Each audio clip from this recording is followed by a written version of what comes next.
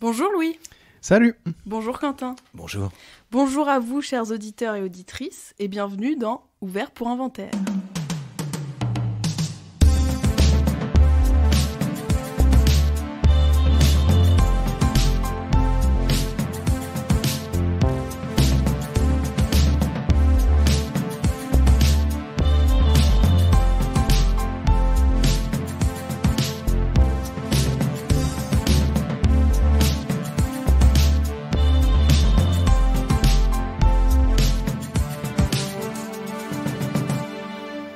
Les films, ça sert à ça, à apprendre à vivre, à apprendre à faire un lit.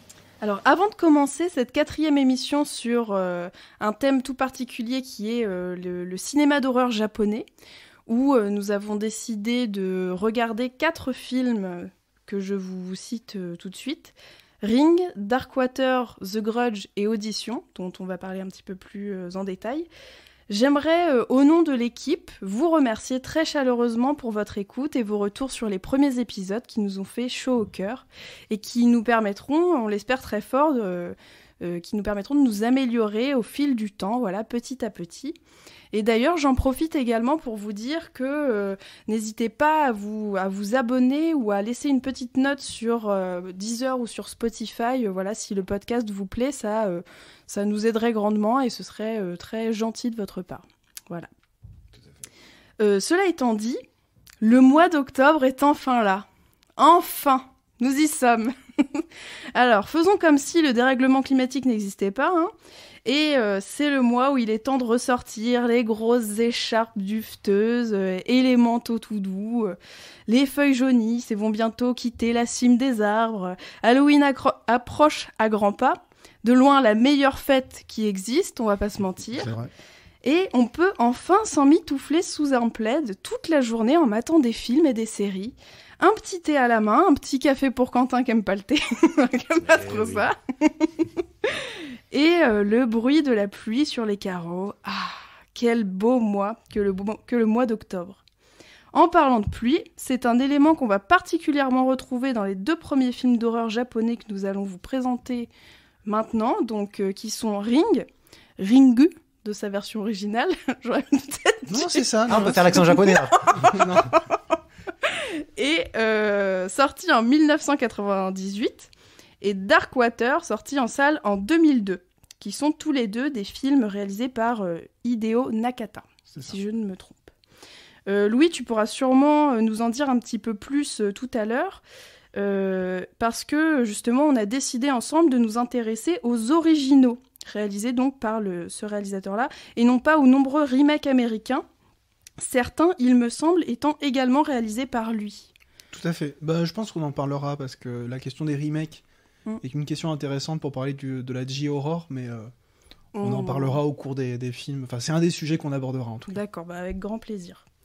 Les garçons, avant que je ne continue un petit peu mon petit pitch, est-ce que l'un d'entre vous accepterait de nous résumer, nous pitcher quelques instants Ring ou Darkwater ou même les... Bah, moi je fais Ring et toi tu fais Darkwater. Mais c'est pareil, non? Allez, vas-y. Non, non. Ouais, lance-toi. Alors, Ring est un film, donc comme tu le disais, de Hideo Nakata. Comme d'habitude, en fait, on va pas raconter en détail les films, simplement c'est l'histoire d'une malédiction qui se transmet à travers des cassettes vidéo, puisque au début du film, en fait, on assiste à la mort étrange d'un certain nombre de jeunes gens, et on découvre assez rapidement à travers une enquête que l'on suit, par les yeux d'une journaliste et d'un inspecteur, que ces gens-là ont comme point commun d'avoir été dans le même chalet au même moment et qu'ils auraient donc découvert une vidéo et que tout partirait de cette vidéo cassette qui, dans les années 90, est le moyen privilégié de découvrir des films à la maison à part la télévision. Et donc tout le film va parler de cette cassette, pourquoi elle est maudite, qu'est-ce qui s'y trouve, et le mystère se déplie petit à petit. Ça c'est l'histoire, disons, de base. Après c'est comme pour Darkwater et encore plus comme d'autres films dont on va parler, c'est seulement le point de départ d'une histoire souvent un petit peu, disons, touffue, ouais, où il y a quand même beaucoup d'éléments, où on peut parfois aussi se perdre un petit peu, mais on dira que... Enfin, bon, je pense que c'est pas un problème tant que ça, mais Quentin commence déjà à faire la tronche. Mais Darkwater est plus dur à résumer. Alors, vas-y. Ouais. Darkwater. Alors, c'est l'histoire d'une dame avec sa fille qui emménage dans un nouvel immeuble, puisqu'elle se sépare avec son mari. Un immeuble tout pourri. Après, en fait, ça va être essentiellement des problèmes de canalisation et d'inondation. Bah oui, c'est ça. Voilà, c'est pas mal. Donc, non, mais je garde des trucs pour quand on en parlera vraiment. Mais on peut dire ça comme Il y a ça. de l'eau qui fuit, Il y quoi. a de l'eau qui fuit, il y a des enfants, il y a des cheveux longs. Voilà. Ouais, Comme globalement. dans tous c'est les ça. films d'horreur japonais. Alors, 2 films avec finalement des schémas assez similaires. On y retrouve le thème de l'eau pour les deux. Celle que l'on retrouve au fond du puits et dans une mer agitée pour le premier, pour Ring. Et celle d'une pluie presque suintante qu'on trouve dès les premières images de Darkwater, qui s'immisce progressivement partout, et notamment, effectivement, dans l'appartement de cette personne et de sa petite fille. On a également 2 histoires de malédiction, 2 histoires de fantômes, mais aussi 2 histoires de famille, avec pour chaque film une mère qui élève seule son enfant. Alors, peut-être qu'on peut commencer, les garçons. Qu'est-ce que vous en avez pensé de ces films et quelles sont les choses qui vous ont intéressé? Quentin me jette un regard, il va me manger tout cru. Je crois qu'il sait que j'aime bien ces films. Oui. Alors, bon, mais c'est pas une attaque personnelle. Je sais. Bien entendu. Alors, c'est le pensum de cette tapée. C'est 4 films, parce que là, on parle d'abord de 2, mais il y en a 4. C'est quand même vraiment la putain de merde. Parce que, alors, effectivement, déjà, si j'arrive à n'en confondre aucun, sachant que là, j'ai pris beaucoup de notes, mais confondre aucun des deux machins, ça va être un miracle. Alors, là, on parle de quoi, d'ailleurs? Ah non, je dois dire ce que j'ai pensé des deux, vite fait. C'est bien. C'est très intéressant, c'est vraiment très très intéressant. Il faut aimer donc les cheveux, il faut aimer tout ce qui est, comment ça s'appelle, les siphons. Hein, je crois qu'en fait c'est un film de siphons, non pas un film. Non, je vais faire une blague avec les. Ouais. Mais un siphon. Un siphon fond. Donc oui, il faut aimer tout ce qu'on adore chez nous quand on ouvre le siphon de sa douche. En fait, on pourrait résumer, je pense, le cinéma japonais d'horreur à ceci. Ouvrez le siphon de votre douche. Et vous aurez vu l'ensemble des films faits sur le sujet. Moi, j'ai quand même 2-3 trucs qui m'ont bien plu. Alors, Ring. Darkwater, je le découvrais. Ring, je l'ai redécouvert bien 15 ans après l'avoir vu la première fois. Et je me souvenais de mettre littéralement chier dans le froc au premier visionnage. Mais alors, j'avais des images qui se mélangeaient des autres, en fait, du 2, du 0. Pas tellement des Américains, je crois pas les avoir vus, les remakes. Mais bon, et là, j'ai été un peu déçu. C'est-à-dire, j'ai pas retrouvé, à part la fin, j'ai pas eu de moment où vraiment j'ai eu très peur, alors que je me souvenais d'un truc traumatisant. Darkwater, c'est une autre histoire. Je dirais que je me suis plutôt ennuyé, mais c'est vrai que bon, de voir tout ça aussi de façon si rapprochée, il y a quand même des arcs narratifs, des trucs où bien, des similitudes entre les films. On est pris dedans, finalement, on sait presque ce qui va se passer. Mais c'est le problème de nous autres, quoi. Hein, ce travail acharné, 4 films à regarder, tout ça. Bon, ouais, on charbonne ici. Bah voilà, on charbonne. Donc vite fait, c'est ce que je pouvais dire. Après, je me garde quelques blagues pour un peu plus tard. Et ben, alors c'est marrant parce que moi j'ai le chemin inverse au tien. C'est-à-dire que j'avais effectivement vu Darkwater il y a moins longtemps, parce que je suis beaucoup plus jeune que toi, je suis un bébé entouré de cinquantenaires. Ça va, oui. Tranquille. Alors moi j'avais découvert Ring donc il y a quelques années quand j'étais au lycée, et je me souviens justement d'un film où je m'étais pas mal ennuyé, peut-être parce que mes attentes n'étaient pas exactement celles que le film en fait a proposé. Et j'avais donc le souvenir d'un film un peu lent, un peu long, un peu pénible. Et je l'ai redécouvert assez récemment, il y a à peu près 1 an au cinéma, et je me suis littéralement chié dessus. Enfin, pas littéralement, mais j'ai eu très très peur. Le film m'a fait vraiment extrêmement peur, mais pas la peur agressive à laquelle on est habitué dans le cinéma américain, qui va jouer beaucoup sur la tension nerveuse. Avec les jumpscares ou autres, là c'était vraiment une peur diffuse qui, à mon avis, est un des points communs entre les différents films dont on parle aujourd'hui. Mais Ring est vraiment celui, je trouve, qui réussit avec le plus de maestria à installer une atmosphère pesante, et à l'intérieur de cette atmosphère à distiller des raisons de s'inquiéter, des motifs d'inquiétude, à travers justement des motifs visuels très simples, la pluie qui tombe, une espèce d'épée de Damoclès aussi liée au fait que, et ça je l'ai pas dit dans le pitch, mais la cassette annonce en fait qu'on dispose de 7 jours, à partir du moment où on l'a vu, avant que la malédiction n'ait lieu. Et alors, donc, on rentrera peut-être plus en détail dans les films, mais voilà, j'avais eu très très peur. Et Darkwater en face a fini de me convaincre que Hideo Nakata, puisque c'est le même réalisateur, effectivement sait faire peur, avec des effets très efficaces. Il sait construire une séquence de suspense avec une musique qui s'installe très bien, avec des angles de caméra bien choisis. Bon, ça c'est le côté artisan de la peur. Et aussi que c'était quelqu'un qui faisait du cinéma d'horreur pour raconter des histoires très émouvantes, puisque j'avais entrevu quelque chose dans Ring qui s'est confirmé dans Darkwater, c'est notamment ces histoires de famille, et aussi un sujet qui reviendra avec The Grudge, Ju-On, c'est les histoires de malédiction, et surtout de lieux empreints d'une grande souffrance. Et ça, j'aime beaucoup dans ces différents films, l'idée en fait que les personnages vont pas tellement se confronter à une malédiction telle qu'on peut la connaître dans beaucoup de films d'horreur, mais c'est plutôt la malédiction de la souffrance, en fait. Et que c'est la souffrance humaine concentrée en un lieu qui va faire exploser la douleur, la violence, etc. Et ça, on le découvre plutôt au fur et à mesure des films. Et dans Darkwater, ça prend un tournant plutôt émouvant, justement. Ouais. Moi, je suis assez d'accord que ce soit Ring ou Darkwater, c'était la première fois que je voyais les deux films. Et je suis assez d'accord avec toi, Louis, sur le fait qu'effectivement, on a cette omniprésence de thèmes justement un peu angoissants, un peu effrayants, et notamment cette histoire de cassette, et aussi, donc ça passe par la télévision et par le téléphone qui doit sonner. Et en fait, dans le film, les personnages sont sans cesse entourés par ces éléments de décor. Et on se demande du coup, nous en tant que spectateurs, mais eux aussi finalement en tant que personnages, quand est-ce que ça va arriver, quand le drame va se produire chez eux. Et c'est marrant, j'ai trouvé ça intéressant de détourner, parce que normalement, quand t'as peur chez toi, soit tu regardes un film, soit tu peux appeler quelqu'un, c'est plutôt normalement des objets réconfortants, alors que là, c'est vraiment cette espèce de silence de la télé éteinte, et qui, si elle ne s'allume, c'est que pour effrayer les personnages. J'ai trouvé ça intéressant, justement, ce contre-pied. Et également, alors, moi, il y a une chose qui m'a beaucoup déçue dans Ring, et que j'ai trouvé beaucoup plus aboutie dans Darkwater, c'est justement le fait que, à la fin de Ring, donc, pardon, j'ai oublié de vous le préciser, mais on l'a déjà fait dans les épisodes précédents, mais on spoil. C'est que, à la toute fin de Ring, la mère découvre que, en fait, c'est parce que elle a copié la cassette et qu'elle l'a donnée à quelqu'un d'autre que la malédiction n'est pas tombée sur elle. Elle s'est brisée, quoi. Voilà.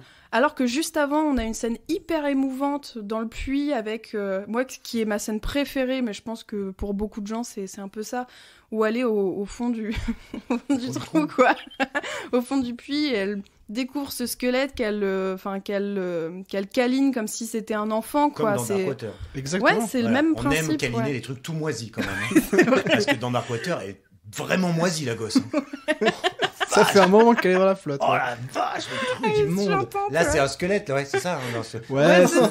c'est un Mais peu tu moins sais, c'est le squelette qui se découvre avec ces espèces de larmes, de trucs gluants, là. Bon, bref. C'est fou, on a la même lecture. Hein. Ah ouais, c'est Pour vrai. moi, c'est la vraie fin du film. Mais oui, Ce qui brise la on est malédiction, d'accord. c'est pas l'explication un peu technologique Voilà, du on film, est d'accord. c'est qu'elle a brisé la malédiction parce qu'elle a donné au fantôme de l'affection, qui s'appelle quoi. Sadako, qui est Ouais. devenu un peu une figure du cinéma d'horreur japonais. Elle lui a donné ce dont elle a toujours manqué, c'est-à-dire de l'affection et de l'amour, un Ouais. geste d'amour. On est Et oui. d'accord. Et donc elle a brisé la malédiction qui reposait sur la colère, la haine et la violence. C'est ça. Et c'est pourri ce truc justement parce que de la fin là, c'est que donc elle part en plus avec son magnétoscope et la cassette. Et moi j'ai dû remettre la dernière minute après avoir fini le film parce que elle appelle son père. On dirait que c'est un traquenard en disant genre elle va lui refiler maintenant qu'il crève le vieux. Comme ça je vais sauver mon C'est très fils. étonnant ça. Ouais. Alors que bon, après, je l'ai mis une deuxième fois, je me suis dit, attends, j'ai loupé un truc. Et de fait, c'est pas mieux expliqué, mais peut-être qu'elle va dire ensuite à son père quel est le modus operandi, comme disent les jeunes. Ouais. Donc, il va, bah alors toi aussi, tu feras une copie, ou du moins, je sais pas s'il faut faire la copie matérielle, au moins le montrer à quelqu'un. Donc, toi, dans ton club de Oui, vieux, tu après, pourras c'est bien une vieille qui Ouais. montrait. Mais elle est nulle, cette fin. Mais quoi. c'est pourri. Et puis elle est franchement, cynique. ouais, Alors c'est que ça, quoi. si on s'arrête à la fin dans le puits, c'est une fin très belle parce que déjà tout repose sur un geste d'amour, ce qui est quand même assez fort, quoi. Enfin, c'est une très belle fin. Et en plus, ça rend le personnage, mais ça le rend odieux. Parce qu'elle se satisfait finalement de cette solution très égoïste de dire on va répandre le truc, mais tant que moi et mon gosse sommes à l'abri. C'est ça. Je sais pas, et si on réfléchit peut-être à une réponse plus collective. Mais pour moi, ça n'entache pas le film parce que j'ai toujours fait comme si cette fin n'existait pas. Ouais. Pour moi, la fin, c'est dans le puits. Et là, le film est magnifique. Donc, arrêtez le film ici. Oui, pourquoi Ouais, pas. parce De que toute franchement, façon, ça hein. ne. Non, on exagère un petit Ah oui, peu. mais c'est alors, en revanche, si on arrête dans le puits, on oublie aussi La scène d'horreur, la la vraie sortie scène télé. d'horreur. Ouais. La seule qui m'a refait peur là. Oui, Parce que c'est celle-ci, vrai, on s'y c'est attend vrai, pas. c'est vrai. Et alors en plus, moi je me suis noté, il est là en train de crever, je sais pas quoi, et il dit qu'il a compris. on ne sait pas ce qu'il a compris en fait, à moins que ce soit C'est la vrai, même chose qu'elle. t'as raison. C'est-à-dire qu'il faut, parce que celle-ci, alors elle, on s'y attend pas quand même. Parce que moi j'allais rebondir, enfin dire un truc sur, parce que c'est probablement ça qui a le plus marqué, en tout cas à l'époque, moi qui m'avait marqué, c'est cette télé, c'est cette vidéo qui est complètement abstraite, quoi. Qui est vraiment flippant. Qui est complètement, on sait pas ce que c'est machins, on dirait des trucs d'ADN qui bougent, on dirait des lettres, il y a des lettres, et le son qui va avec cette vidéo, Il y a c'est des corps qui grincement. rampent, et puis il y a ce mec avec le drap sur la tête qui Ouais. pointe. Elle est très très bien faite. Elle est terrible celle-ci. Je Niveau pense qu'elle a iconographie. traumatisé une génération entière. Ouais. À la limite, et donc derrière, presque tout est un peu moins flippant. Puisque, sauf donc ce moment où même si ça a pris un tout petit coup de vieux dans la gueule, cette sortie de la télé, tu t'y attends tellement pas. Le pauvre, il croit qu'il a tout réglé. Là, la télé redémarre. Et là, tu passes quand même 2-3 minutes qui sont mauvaises. Là, en plus, on l'aime bien, ce type. C'est le C'est le l'ex. père du- Ouais, c'est ça. Là, le l'ex père de du la- gamin. C'est un L'héroïne. chercheur universitaire. Voilà, je crois. voilà, donc on l'aime bien. Et puis il s'est cassé le cul, il est venu l'aider sans rien demander. Ouais. Il passe un temps fou, il va sur l'île de, je sais pas Ouais. quoi là, Oshima. Là. Il subit la malédiction, il Ouais. décide de subir la malédiction pour l'aider, quoi. Ouais, Donc c'est quand même. c'est le beau geste. hein. Ouais, c'est pas. Il y a un autre truc qui fait très peur dans le film, c'est les déformations de visage. C'est l'altération à travers les outils technologiques. Un des passages, moi, qui me fait le plus peur, c'est le moment du Polaroid. Parce qu'on comprend aussi, et tu le disais très bien, hein, que ça se joue aussi dans Darkwater. Ces films-là, ils ont quand même comme caractéristique de s'attaquer directement à la modernité japonaise. Alors attention, c'est pas des grands films politiques, c'est à peine des films qui parlent vraiment au présent de la société japonaise, mais il y a quand même ça en toile de fond qui les rend aussi effrayants parce que c'est des films qui sont aussi filmés au présent et qui vont non seulement réactualiser les grands mythes japonais, alors on va pas rentrer en détail, mais c'est vraiment les figures des fantômes japonais qui sont dans la tradition depuis du cinéma, de la peinture, de la littérature. Bon, ça c'est pour les spécialistes. Mais tous les fantômes passent à travers les canalisations d'un immeuble moderne, la télévision, le téléphone, le Polaroid, ils vont se manifester à travers des objets du quotidien, ce qui en tant que spectateur nous ramène à notre propre entourage, quoi. C'est des objets qu'on a, mais vont aussi un petit peu venir titiller l'état d'une civilisation dépendante de la technologie, etc. Et l'immeuble dans Darkwater, je trouve, représente parfaitement ça, puisque derrière la façade d'un immeuble moderne, pratique, d'un point de vue technique, on a les fondations qui sont littéralement moisies, et un peu comme dans Ring, ce qui est moisi à la base, au-delà des fondations, disons, matérielles, c'est en fait les fondations morales, quoi. C'est tout fout le camp, parce qu'on a maltraité des gens, qu'on les a pas assez aimés, et c'est pour ça que je trouve les films émouvants d'Hideo Nakata. Même ce que tu dis par rapport à Darkwater, que ce soit les fondations de l'immeuble, en fait là c'est aussi... comment dire, dans l'architecture, ce puits, pardon, il se trouve sous une maison quand même, ça a beaucoup de sens, quoi. Enfin, il est vraiment, Oui, on a construit cette maison voilà, par-dessus, il est à peine caché en fait, Ouais, il y a c'est- 2-3 planches de bois. c'est aussi la fondation qui est pour C'est la modernité qui essaie de cacher... oui. On essaye de cacher artificiellement derrière du béton et des planches de bois ce qui est là depuis toujours, et on pense pouvoir s'en sortir juste en bouchant avec du goudron, alors qu'en fait, le mal profond qu'on a fait aux gens ressurgira tant qu'on ne règle pas cette histoire avec nos Le démons. verre en est dans fait. la pomme, quoi. Comme on dit. Et il y a quelque chose de pourri au royaume de Hong Kong. Alors ouais, une chose quand même que je m'étais noté, et je sais pas si vous avez fait gaffe, parce qu'en tout cas je m'en souvenais pas de la première fois, et qui m'a fait rire. C'est un son. C'est le son où on voit incroyable. la petite qui se fait donc taper. Attends, dans Ring ou Alors dans dans Ring. Darkwater Et j'ai été obligé, j'ai mis pause, je l'ai enregistré sur mon téléphone avec ma bouche parce que j'avais trop peur d'oublier pour aujourd'hui. Exactement. Exactement. ce bruit-là. Je n'ai jamais compris. Et là, t'as l'impression, c'est comme ce cri, ils avaient fait une petite capsule, je sais plus sur Arte ou je sais pas quoi, avec le fameux cri qui fait ah. Le cri de Wilhelm. Oui, du truc du crocodile qui a été Voilà, repris ouais, des millions ouais. de fois. Et là, ce truc. Ah ouais, rapport. C'est à quel Ça moment quand, j'arrive pas à me quand elle se fait frapper, qu'elle tombe dans le puits dans un flashback Ah oui. où on montre comment Sadako en Ah fait oui, je crois que j'ai rigolé est aussi, devenu. ouais, ça m'a fait Ça rire. n'a aucun Exceptionnel, sens, c'est vrai. Ouais.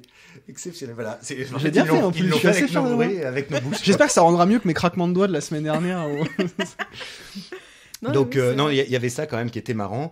Et puis bien sûr, bon, voilà, finalement, donc Sadako, je sais pas quoi, on peut dire qu'elle a l'œil revolver, hein, évidemment. Je le regarde. Le regard qui tue. Bien sûr, parce que bon, voilà, ça, en fait, j'ai toujours pas compris, mais personne. Donc, c'est par le regard, hein, quelque Ouais. part, hein, qu'elle tue. Ouais, mais c'est pas mal parce que ça Terrifie, corrobore un peu l'idée que en fait. tu ne peux pas soutenir son regard parce que dans son regard se retrouve toute sa haine condensée. Ouais. Je trouve que ça. Il y a Oui, presque un côté un peu mythe de la Méduse pour, Ouais. qui est plus proche de nous. Quoi. Mais c'est ça, oui, non, mais en fait, oui, bien sûr. Non, C'est mais quoi cette éruption Mais bien sûr, mais Attends, mais c'est génial ce que t'as dit. Oui, j'y avais pas, moi je l'ai même pas, tu vois. Il est con, j'avais pas Ouais, je noté. viens de. Non, très très bien. Et alors peut-être on peut faire un petit point sur, avant soit de continuer de parler de ça, soit de passer à la suite, un petit point sur le statut de la J-horror par rapport au remake. Parce Ouais. qu'on l'évoquait tout à l'heure et j'ai peur qu'on oublie. Alors vas-y. Mais parce que juste pour dire en fait que les films dont on parle là sont emblématiques de la J-horror.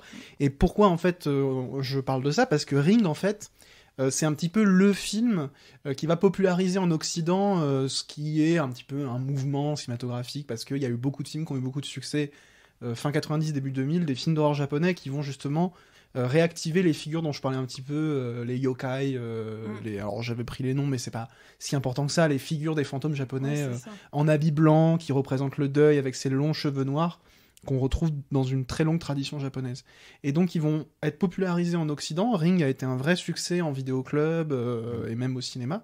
En France, c'est un film qui était sorti au cinéma, Studio Canal d'ailleurs avait sorti des VHS, etc. Et ça va amener forcément, comme tout succès, une vague de remakes aux États-Unis, et donc, qui vont renforcer le succès de ces films-là.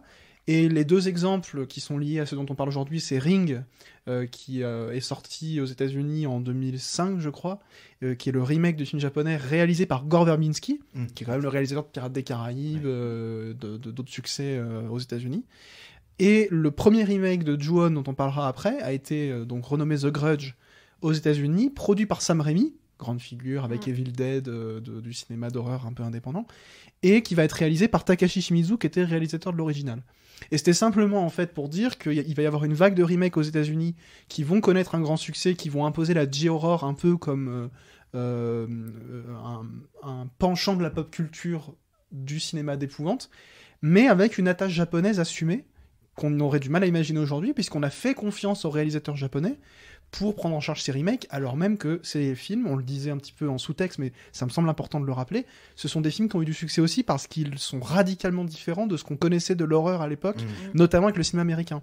C'est des films très lents, c'est des films extrêmement précautionneux quant au traitement des émotions, au traitement des personnages, au traitement des décors et des lieux, et c'est aussi ce qui a séduit, et les remakes américains, pour certains, sont intéressants parce qu'ils vont continuer à entretenir ça. Hideo Nakata va réaliser par exemple Ring 2 aux États-Unis, la suite du remake américain. Ah voilà, c'est ça. Donc ça a été très court parce que ça a été que quelques cinéastes qui ont pu faire ça, mais c'est assez intéressant de noter que la J-horror a pu s'exporter aux États-Unis par d'autres moyens que simplement la récupération des figures.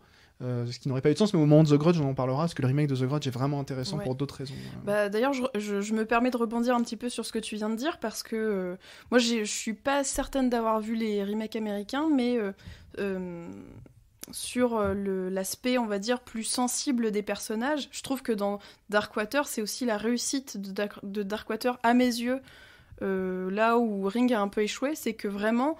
on entre en empathie presque immédiatement avec cette mère célibataire avec sa petite fille qui doit absolument pas péter les plombs, sinon elle risque de perdre la garde de son enfant. Oui, il y a une pression énorme. Voilà, c'est ça, c'est vraiment aussi cette pression psychologique, psychique qui est sur ses épaules que je trouve très belle à suivre, parce que vraiment tu te dis, ouah, punaise, il faut qu'elle garde la tête froide alors qu'elle voit des trucs de ouf, quoi. Enfin, elle vit un enfer et il faut qu'elle fasse comme si tout allait bien, sinon elle risque la plus grosse peine pour elle, c'est-à-dire perdre la garde de son enfant.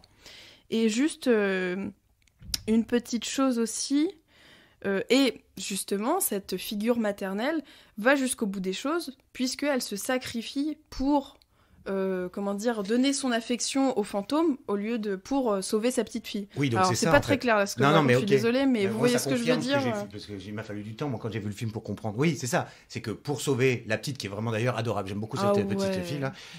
Elle embrasse le truc tout moisi là, et c'est comme ça qu'elle la sauve. L'enfant moisi. C'est assez flou, et je crois que de toute façon le film entretient un peu le doute. Ce qu'on sait, c'est que la petite fille va grandir.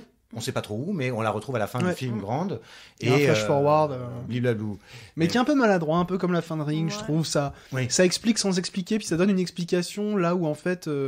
Bon après, on a bon dos parce que notre explication, elle est hyper stylée, mais je trouve quand même que ça vient expliciter un mystère. Et alors, pour le coup, le mystère, c'est quelque chose de précieux à préserver. Et c'est des films vraiment mystérieux, pour le coup. Alors, si je puis me permettre, comme Louis a eu la gentillesse de me prêter le DVD, mais qui a craché à la fin pour Darkwater, moi, je suis pas du tout spoilée des dernières minutes parce que vraiment, je l'ai vu pas en version française, mais en russe. Et du coup, j'ai aucune idée de l'explication finale. Non, mais de toute façon, elles se disent rien, les deux. Ouais, on a tous écouté que t'avais tenté un truc. J'ai tenté un accent russe. Il a essayé de faire genre que c'était son début de phrase. Oui, alors tout à fait. Non, pas à nous. Ah oui, en plus, en ce moment, avec les Russes.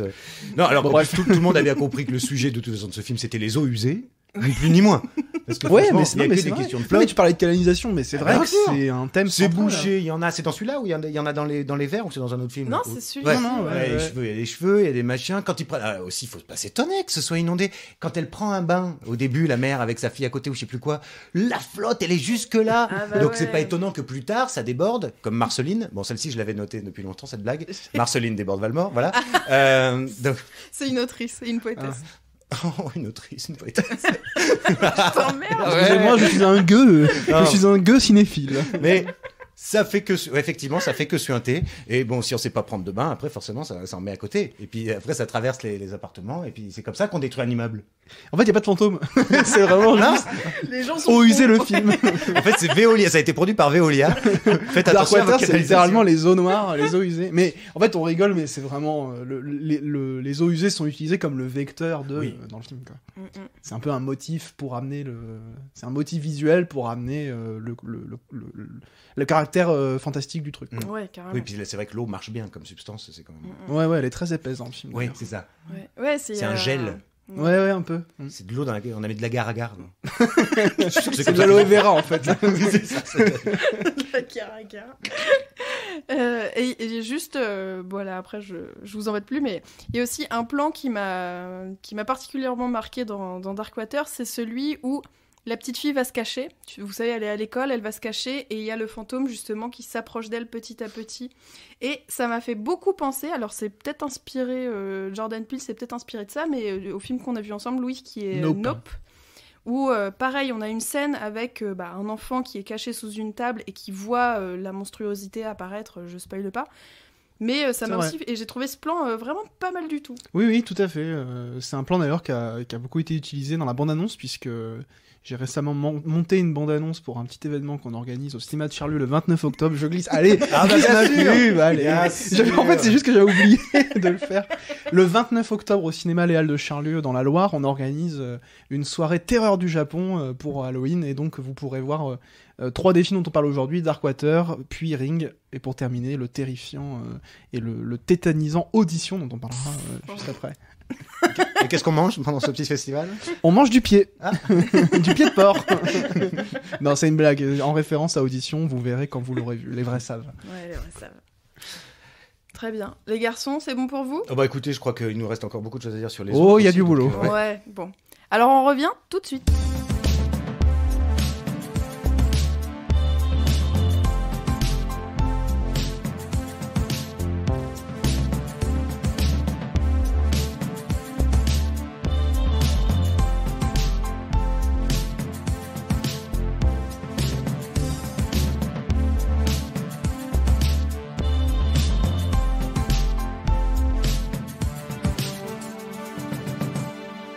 Alors, on se retrouve pour parler des 2 autres films qui nous intéressent, qui sont... Alors, j'ai super bien préparé le début, mais un peu moins bien la fin. Oh, ça se délite. Qui sont... Alors, Grudge... Alors, c'est Ju-Hoon, réalisé par... Takashi Shimizu. Merci. Et Audition, réalisé par... Takashi Miike. Miike, ouais. Miike. Ça se Rien dit à Miike voir avec la souris. C'est Miike, ouais. Miike. M2I-K-E. K-E. Très bien. Alors les garçons, est-ce que vous vous portez volontaire pour résumer Audition, je l'enjeu pourrais pitcher ce Juan parce que je l'ai revu hier. Ah. Audition, je pourrais pas le pitcher par contre. Audition, c'est une belle merde. C'est le pitch. Non, mais alors, j'ai noté des trucs, mais alors, si, mais en deux mots. Un homme qui est célibataire ou veuf, je sais déjà plus. Veuf, ouais. Veuf veut se retrouver une dame et on lui dit bah tiens t'as qu'à faire une audition parce qu'il travaille dans une maison de production, une audition de femme, comme ça tu pourras choisir sur pièce en fait la femme qui te plaît le plus. Ouais. Et à partir de ce moment, jusque là j'avais à peu près compris le film et après rideau. Là, j'ai plus rien compris. C'est-à-dire qu'il en choisit une. Hein. Et là, il y a la timeline, comme disent les jeunes, est brisée. C'est-à-dire qu'on passe d'un truc à un autre. Un coup, ils sont dans un bar, un coup, ils sont à la plage, je sais pas quoi. Et puis, ça finit en charcuterie. Oui, ça finit en boucher charcutier. Voilà, c'est ça. Donc voilà, c'est résumé. Ouais, c'est bien. Très bien. C'est un résumé un peu à charge. On aurait dit une édition de police quand même. Hein. J'ai d'autres trucs à dire quand même sur le film. Mais... Et alors Louis pour Ju-On Ju-On, je trouve alors. Il fallait bien qu'on fasse 2 par 2, mais Ju-On, peut-être qu'on commencera d'ailleurs par là, parce que je trouve que c'est beaucoup plus proche en termes de Des deux horror que premiers, les deux précédents, parce que c'est encore une histoire de malédiction. Et en fait, c'est un peu un film choral, quelque part, parce qu'on a des segments qui nous racontent l'histoire d'une maison, en fait, dans laquelle ont eu lieu des événements tragiques, et qui vont se traduire par, au début du film, des manifestations très étranges. Et en fait, le film va suivre plusieurs personnages qui vont se croiser chacun dans leur petite séquence dédiée, parce que c'est chapitré par personnage en fait, et quand ils vont se retrouver dans cette maison, en fait, ils vont assister à des événements paranormaux, et plus le film avance, plus on recompose le puzzle de ce qui s'est passé dans cette maison, et on comprend du coup pourquoi les fantômes font ce qu'ils font, qui sont ces fantômes en fait.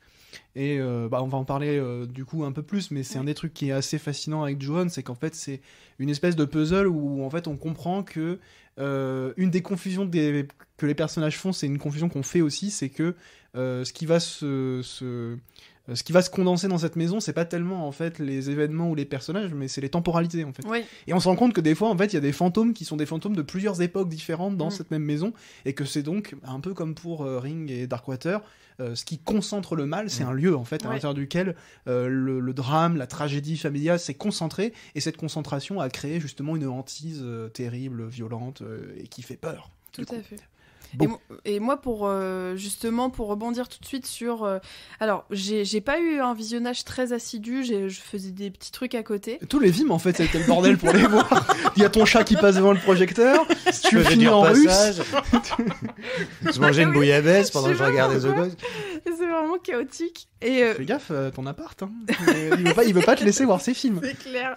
J'ai un... Ouais. Je sais pas pourquoi. Enfin, si, je sais pourquoi. Bon, là, pour le coup, c'était de ma faute. Hein. J'ai pas été très sérieuse, je l'ai pas regardé très attentivement, je faisais un peu des trucs à droite à gauche en même temps.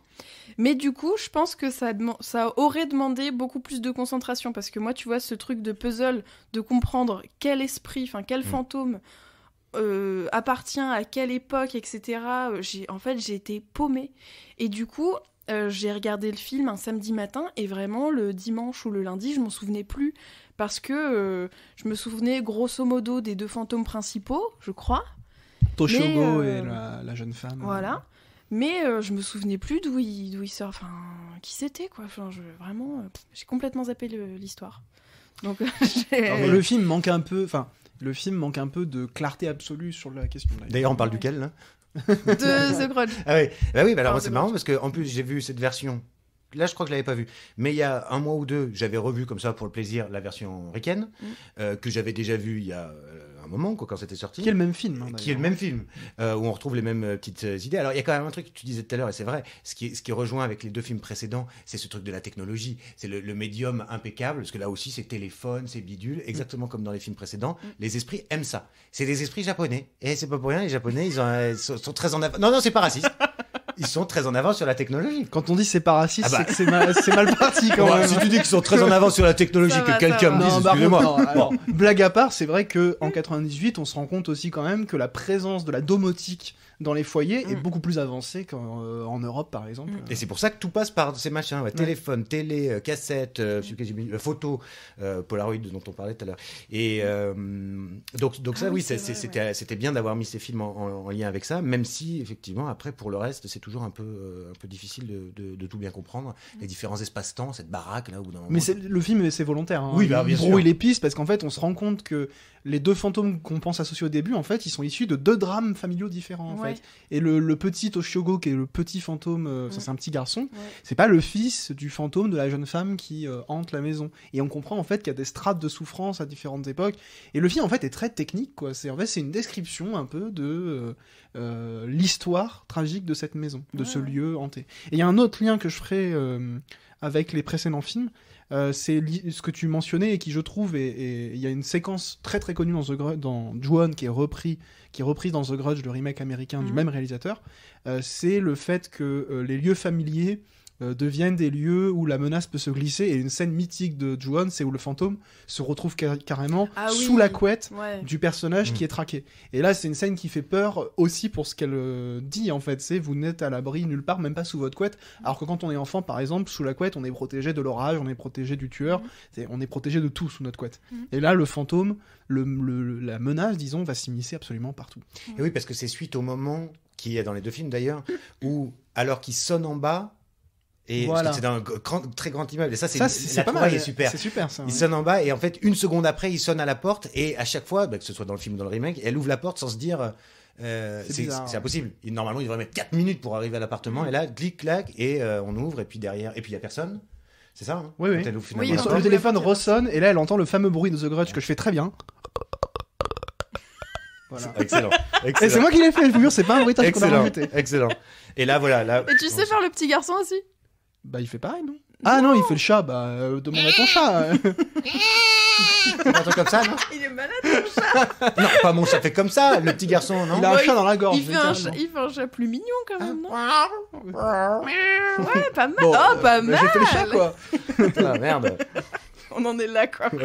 Bah, on parle du film. Hein. Ah, il y a un truc quand même très intéressant. Mais les effets sont très réussis. Et les frigos aussi. Parce que j'ai découvert ce truc. Il y a des frigos à 3 tiroirs. Là, je trouve ça formidable. Les Japonais, pour ça. Si. Bah, clac, clac, clac. Ils ont l'air super bien, leurs frigos. J'ai vu... Et attends, c'est les frigos de 98, 2000. Et en plus, imagine avec les frigos de maintenant. Je pense que. Non. Ah, tu vas dans l'espace. J'ai beaucoup aimé. Et alors, du coup, attends, parce que je voulais dire un autre truc très intéressant. Ouais, mais j'imagine, parce que là. J'ai zappé. Putain. Avec cette histoire de frigo. Bon, c'est pas grave. Ah, si, moi, je voulais dire qu'il y avait le gros machin, il ressemblait à un gros chien poilu. Le truc qui apparaît. Je sais pas pourquoi, c'est ce que je me suis noté. On dirait un gros chien. Fantôme. Oui, le fantôme. Ah oui, le fantôme. Ah, ça me revient ce que je voulais dire. Ah, bah c'est ça donc. Parce que Ju-On est un exemple de remake américain, parce que tu parlais de la version américaine avec Bill Pullman et Sacha Michel Gellar. Sarah Michel Gellar, pas Sacha. Et en fait, un truc qui est très intéressant, c'est que quand on dit que c'est le même film, c'est qu'en fait, il est structuré de la même manière. Il y a les mêmes séquences clés au même moment et qui vient en fait construire le même rapport entre les temporalités, les personnages qui débarquent dans un lieu, ils doivent apprendre. Et le début, c'est la même chose, c'est une femme de ménage en fait à qui on va demander d'aller faire justement les ménages chez une femme qui est pas autonome, et on découvre en fait qu'il y a plein d'autres choses qui se passent. Et ce qui est en fait hyper intéressant dans le remake et qui je trouve le rend presque plus effrayant, c'est que les premiers personnages qu'on suit sont des occidentaux qui partent au Japon. Et donc c'est un film américain, c'est une production américaine, mais qui se passe au Japon, au départ d'un point de vue d'Européens qui ont en plus la barrière culturelle et la barrière de la langue, et qui du coup en fait ont une espèce de perte de repères culturels qui les rend de base vulnérables. Parce que en fait il y a plein de choses qui leur échappent.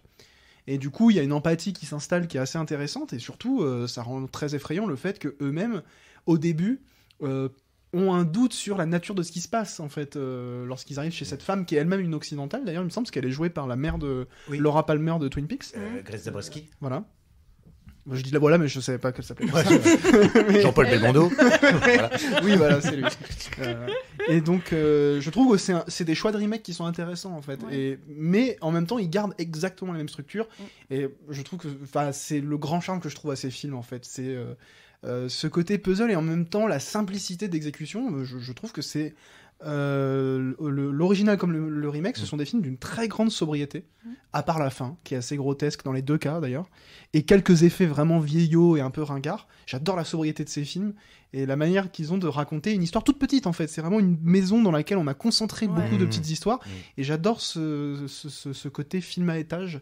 Et en même temps qu'on explore la maison, on va explorer ses strates, et on comprend au fur et à mesure avec les personnages, et les effets d'épouvante, etc. sont très simples, parfois assez élégants, et je trouve que c'est des films qui ont un très très grand charme. Et ils sont plus présents, je trouve, les effets d'épouvante dans The Grudge, alors dans mon souvenir dans Ju-On, que dans les deux premiers, dans Darkwater et dans Ring. C'est quand même, en fait, c'est une enquête policière, pour le premier en tout cas, ponctuée de quelques éléments effrayants, mais alors que dans Ju-On, c'est comme ça revient à ce que tu disais, comme c'est chapitré. Chaque chapitre a un peu son moment d'épouvante. Absolument. Donc, c'est quasiment des courts-métrages. Ouais, c'est ça. Et d'ailleurs, la saga a été créée à partir de 2 courts-métrages réalisés par Takashi Shimizu pour la télévision japonaise dans les fin des années 90. Donc on a peut-être aussi cet héritage un peu de l'histoire courte qui se doit d'être efficace, etc. Ouais. Et ça peut être un peu frustrant, mais ça crée aussi un peu son charme. Attention aussi, Ju-On, c'est beaucoup plus directement du film d'horreur, directement du film de fantôme que Darkwater et Ring, qui sont des films qui ont visiblement coûté plus cher, sont plus ambitieux. Là où Ju-On, on est quand même beaucoup plus dans la série B. C'est vraiment un film d'épouvante assez frontal. Alors que Darkwater et Ring, c'est des films qui sont plus ambitieux, même d'un point de vue thématique, narratif. C'est des films qui racontent beaucoup plus, en fait. Mais bon, Ju-On a ce charme, disons, de la série B exécutée avec beaucoup de talent, beaucoup d'attention, et avec une forme aussi d'élégance, d'un point de vue narratif et d'un point de vue des effets. C'est ce qui fait que je les recommande plutôt et que j'aime bien. Alors, ce film. comme on parle d'élégance et De raffinement. Si nous parlions d'Audition, donc le film de Takashi Miike. Audition. Ouais. J'ai pas compris. Bah, on parle d'Audition. Comment J'ai arrêté, j'étais d'acouphène en ce moment. Bon, bah ça, y a rien à en dire. Alors, moi, non, il y a beaucoup à en dire. Il y a beaucoup à en dire. Moi, je vais poser une question tout à fait naïve. Est-ce que c'est une saloperie de téléfilm ? Ah non. D'accord. Ah non, c'est filmé comme une saloperie de téléfilm. L'image. Là, non, vous exagérez. Ah non, moi je me suis écrit et j'utilise jamais ce verbe. L'image schlingue. J'ai écrit. Oui, mais je crois que tu nous l'as déjà dit. C'est vrai. Je l'écris jamais parce que c'est écrit, on dirait de l'allemand là. Schling. Mais en fait, schling en allemand, ça veut dire magnifique. L'image est magnifique. Ah bah voilà. Non, par contre, l'image schlingue parce que ce que raconte le film, ça schlingue. Je trouve qu'il y a quand même une cohésion entre le. Bah non, mais c'est vrai. C'est le moment universitaire, ça. Il y a une correspondance esthétique et thématique. Entre fond et forme, la forme, c'est ce qui est au fond qui remonte mon cul. Non, le fond est quand même plus dégueulasse que la forme. Ouais. Bah déjà, franchement, on y bite rien. Bah c'est long et chiant surtout. Merci. Quoi. Alors oui, c'est long. Chiant, je sais pas. Bah moi je trouve que esthétiquement, ce que j'ai trouvé intéressant, pas forcément qui m'a plu, mais que j'ai trouvé intéressant, vraiment ça se situe sur les 15 dernières minutes du film. Et je parle pas que de la scène de torture d'ailleurs. Alors, bon, il faut parler de cette scène de torture. En fait, il faut expliquer à nos auditeurs que le film est considéré encore aujourd'hui de manière, disons, partagée, donc en dehors de films vraiment particuliers, dans le cinéma, disons, traditionnel, diffusé en salle, etc., il est considéré comme un des films les plus hardcore et les plus choquants jamais réalisés. Ah non, mais Alénis lève les yeux au ciel, je peux l'élever au ciel aussi. C'est la réputation du film, oui, objectivement. Moi aussi, je l'élève au ciel. Quand on parle d'Audition, il est mis de manière complètement... J'arrive pas à comprendre. De manière peut-être absurde, hein. Il est toujours mis à côté des Human Centipede, des Salauds de Pasolini, Serbian Film, voilà, des films qui sont considérés comme des films que tout le monde ne peut pas regarder. Notamment parce que le film est très lent, très long, et il y a 2 scènes qui sont extrêmement considérées comme extrêmement choquantes. Gore, ouais. Alors attention, toi tu fais il y a quand même une scène où quelqu'un on lui force à manger du vomi à 4 pattes. C'est quand même pas la scène la plus réjouissante. Comme ça, il s'en souvient. On se souvient même pas. Qui bouffe du vomi? Non mais tu confondais peut-être avec des films des home vidéo, disons. Calme-toi. Non, attends, moi j'ai été biberonné à Cannibal Holocaust et compagnie. Qu'est-ce que c'est que bon, non mais oui. Après, il y a une scène où quelqu'un est en slip et je sais plus exactement, on lui fait manger de mec la- qui est dans l'espèce de gros sac en Ah oui. toile et qui sort Oui, et il d'accord. lui manque des membres. Il y a un et, sac qui bouge tout le film. Oui, on oui. découvre que c'est un mec qui est retenu en fait, Voilà. Qui a entre un- son gré. Hein. Ouais, je pense, ouais, dans un sac. Et qui mélange à l'ensuite de son plein gré, il vomit, quoi, c'est ça. Oui, il y a ça. Et puis ensuite, il y a. Et la scène de torture où elle va découper, Ouais. planter des Alors, on va aiguilles d'abord dans les yeux, l'acupuncture. de l'acupuncture, disons, oculaire. Ouais. Ça sonne beaucoup mieux d'ailleurs que ce qu'on voit. Bah, elle plante des aiguilles dans les yeux d'un type, elle lui coupe le pied avec une espèce de... les trucs pour couper le beurre. là. Enfin oui, de fil. Et, ouais, un fil à couper le beurre, quoi, Ouais. littéralement.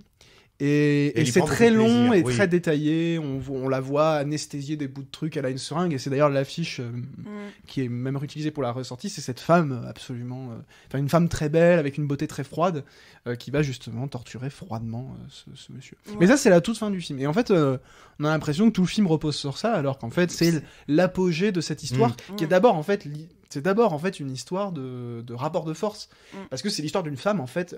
Je dis pas du tout que c'est un film féministe, hein. Pas du tout. Mais c'est quand même l'histoire d'une femme qui reprend le contrôle qui désire reprendre le contrôle de qui elle est, de sa place, etc. Alors que l'audition à la base c'est quand même un truc un peu dégueulasse pour Ouais. juste trouver une femme. D'ailleurs, je me suis dit vraiment, ça aurait pu être presque un début d'histoire de Nancy Myers dont on a parlé dans le dernier Presque. épisode. Non mais je te jure, l'histoire le du vomi, mec. la torture en moins. Voilà. Tu vois un mec, bon peut-être pas Mel Gibson, on va le laisser de côté, mais un mec qui est veuf, qui cherche une nana et qui se dit bon je vais passer des auditions et ça va me permettre de rencontrer des nanas, tu vois. Ouais. Franchement, ça aurait presque pu être une comédie romantique. Oui, c'est vrai. Oui. Et ça permet d'aborder Avec un toutes les point problématiques, essentiel d'ailleurs, du film. Ouais. C'est un des trucs qui le rend, sans dire qu'on aime autre, qui le rend quand même assez fascinant et unique, c'est qu'il y a quand même plusieurs films à l'intérieur du même film, parce qu'il y a des séquences, et pour le coup je trouve que tu nuances trop, il y a des séquences de comédie romantique, qui ne sont pas juste sur le ton de la comédie romantique, mais à l'intérieur de ce film, il y a des scènes de torture, il y a des scènes de cinéma fantastique, parce qu'il y a des scènes d'hallucination complètement folles, quasiment lynchiennes, et il y a des scènes de comédie romantique. Ouais, mais là t'essayes de le vendre aux auditeurs. Il faut vous dire que c'est très long. Et très chiant. Et très ennuyeux, une bonne partie quand même. Je C'est dis pas de la- objectivement qu'il y a ça dans le film. Oui, parce qu'il y a il y a le petit hôtel en bord de mer. Ouais, Ça, ouais. il y a cette Il y a les scènes où le dans une restaurant, tout voilà. ça, oui. Ouais. Et où d'ailleurs on passe par un raccord, on passe de resto à cette espèce de diner. Oui. Donc c'est là que moi j'ai dit allez, laisse Ouais, tomber, ouais. avec des moments entrecoupés. Il y a un plan, on dirait un clip de Pascal Obispo. Oh, mais c'est magnifique la clip de Pascal Obispo. Le truc comme ça, un peu débulé, un peu désaxé, où le type marche et il retourne vers cet endroit où je sais pas, il faisait de la danse ou je sais pas quoi, il y a un piano là. Et Ah oui, il y a, oui, il y a ce enlève plan les- comme ça, à côté une voie ferrée, t'as l'impression qu'il y en a un qui va faire She found a car around a- Ah putain que c'est moche. Mais oui, c'est vrai, on croit que ça pourrait bien se finir. D'ailleurs, je sais même pas comment ça se finit. Ça se finit cette histoire? Bah alors attention spoiler, Ah oui, en fait c'est- elle se fait bousculer dans un escalier. Ah oui, par le fils. Par le fils qui vient sauver Ouais. son père. C'est ça. Et bon, sauf il reste quand même pas grand chose de son père, mais qui est pas mort quoi. Ouais. Non, bah il reste un tronc quoi. Alors après, c'est vrai que tu disais c'est Oh, pas un enfin. film féministe. Effectivement, moi je me suis noté, ça vaut ce que ça vaut. Je me suis demandé si c'était pas une métaphore de ce que les femmes font subir aux hommes. Ou de ce que les hommes font. Oh, ça va.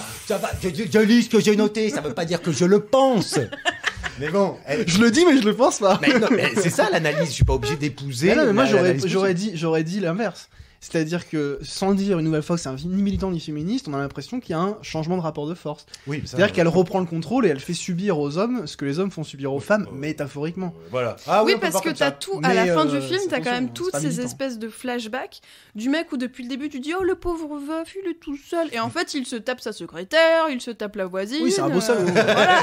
Mais- Alors c'est attention, vrai. on dit pas que parce qu'on trompe sa femme, ou on mérite de se faire Mais couper pas les du pieds tout. et Mais je veux planter dire, les il yeux, a hein. pas beaucoup de considération pour les femmes avec qui il a eu des aventures. Tout à Et fait. c'est ce que tu comprends aussi à la fin. Tout à fait. C'est Donc, pour il y a ça un que je peu, parlais de rapport de force. Oui, oui, oui. Et alors, d'ailleurs, une chose, parce que c'était pour un autre film que je l'avais noté, mais ça revient justement. Au début, on se dit pauvre gars et tout. Et en fait, j'ai remarqué un truc, je sais pas si c'est une constante dans le cinéma japonais, c'est que 90% des mecs sont des buses intégrales. Il y en a certains, vrai, on mais a c'est l'impression vrai, qu'ils ont une maladie. Dans certains films, ils sont là à parler, ils sont tout voûtés, ils font on sait pas. Le type qui essaie de non là, j'imitais pas là. Je veux dire l'agent immobilier tous, ils ont l'air débiles.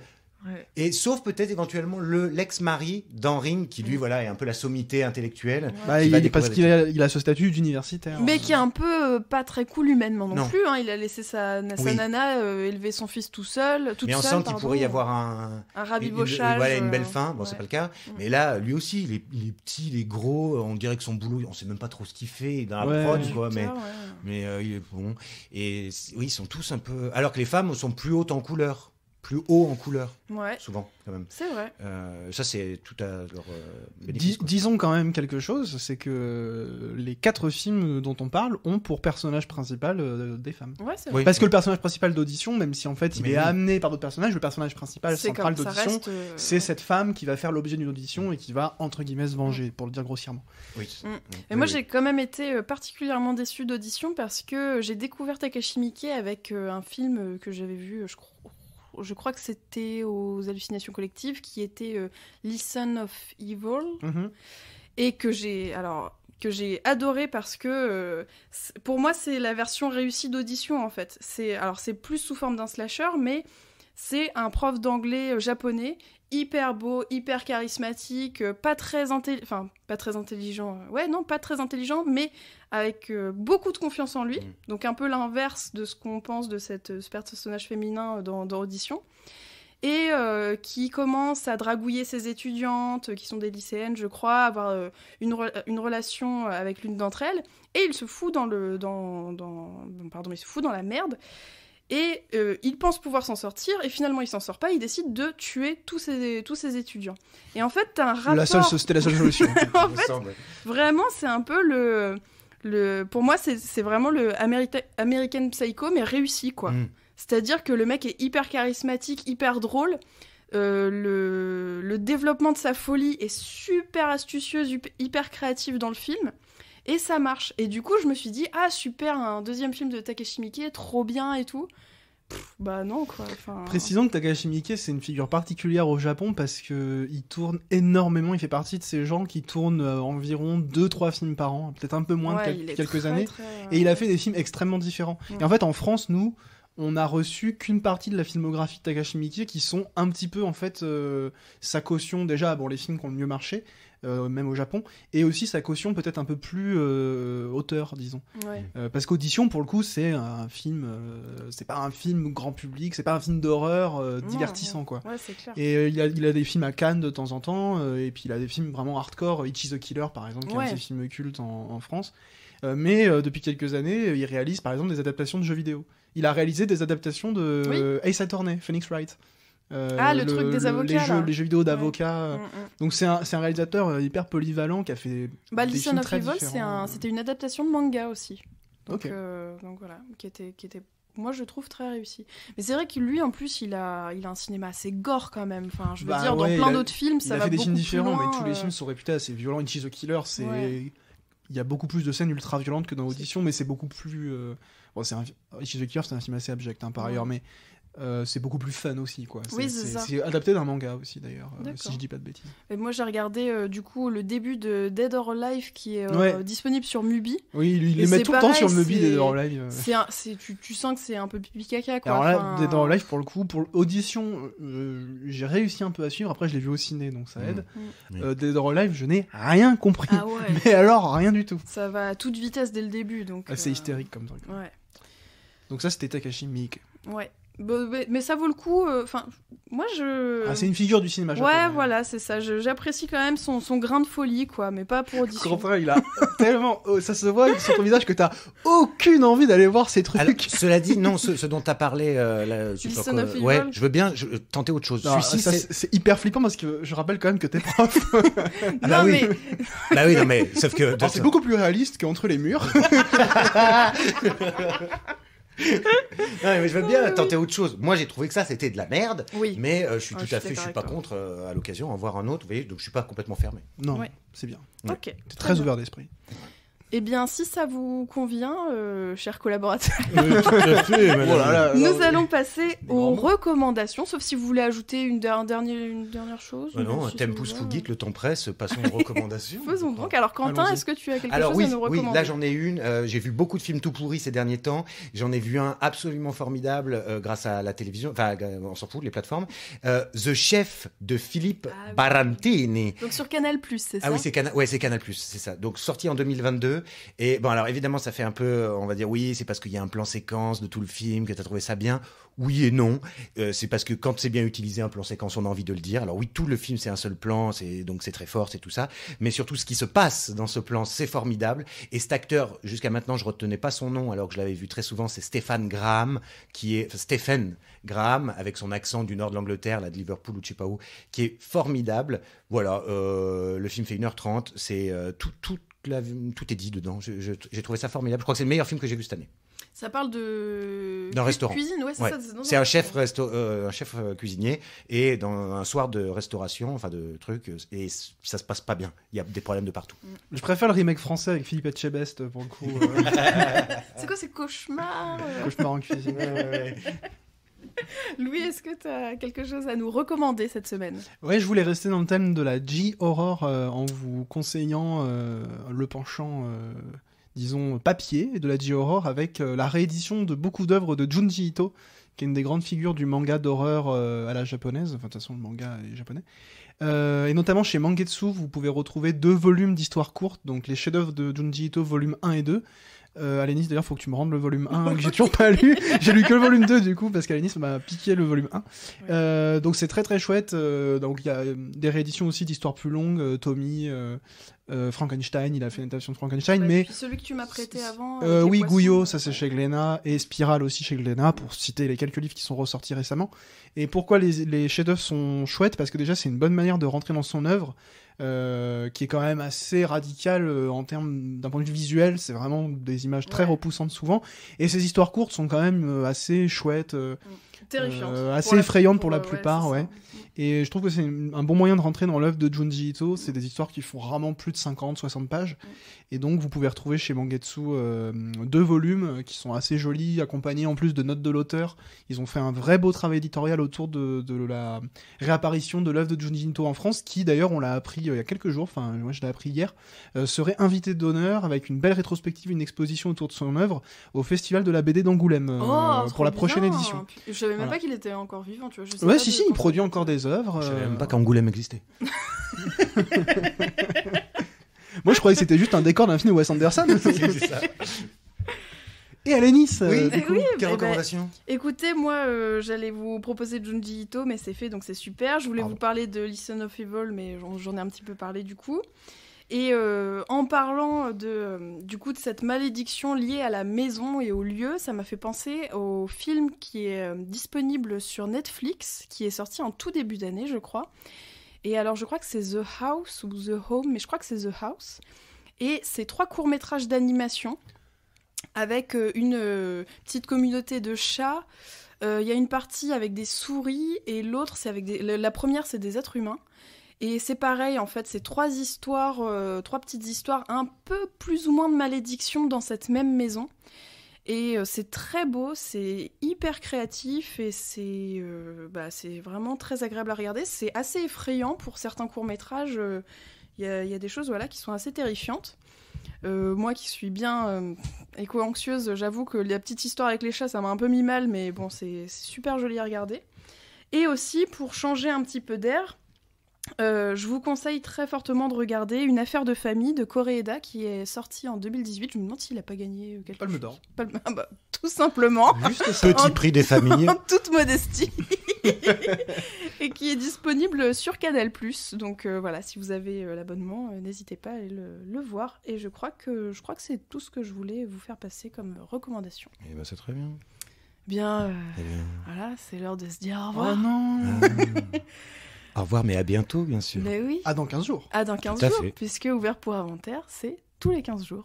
Alors, à très vite.